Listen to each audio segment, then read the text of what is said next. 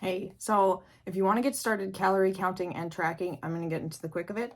First thing you're going to want is a food scale. This is super inexpensive. You can get this at Walmart for not very much, like $5 to $10. And then you can also go with things like measuring cups, tablespoons. But I definitely recommend going with the food scale route because you technically don't even really need these when you have this.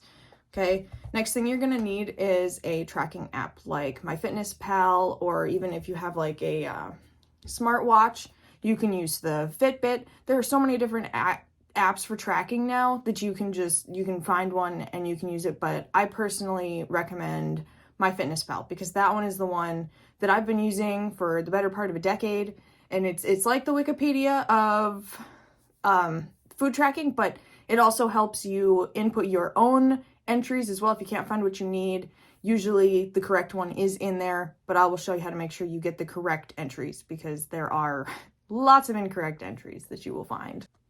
And last but not least, what you're going to need is some time, some patience, and some brutal self-honesty as you go through this process, because getting to know serving sizes and finding out what's in your food is kind of a brilliant but scary experience, because you start to realize why everything may not have worked in the past for you the same way that you'd like it to. So now that we have our tools, the next thing that we are going to want to do is just simply start tracking. So cooking your food is going to make this so much easier. If you do go out to eat, generally it's easy to kind of find things that the actual company that makes the meals is going to have. But what we want to get used to is reading nutrition labels and finding out your maintenance. And that is, if your weight has generally stayed about the same, within 10 pounds for the last couple months, that means that you are eating at maintenance. And so what you're going to want to do before you start making any adjustments to what you're eating is finding out what your calorie intake has been. And that is going to determine your next steps, whether you need to reverse diet or whether you are ready to go into a fat loss phase.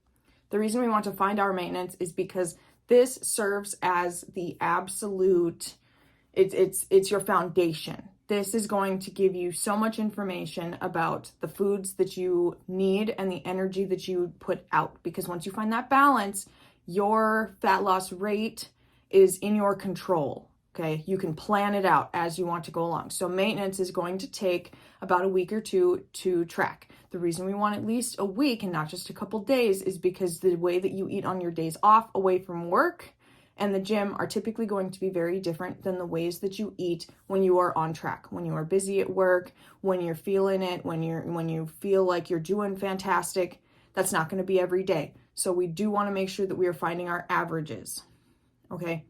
So a quick thing to remember is that everything that you put in your mouth is going to be worth something other than water. Generally, water doesn't have a calorie intake unless you put something in it. But juices, alcohol, sodas, everything that you have has a calorie content. So you're going to want to make sure you include those in your calculations.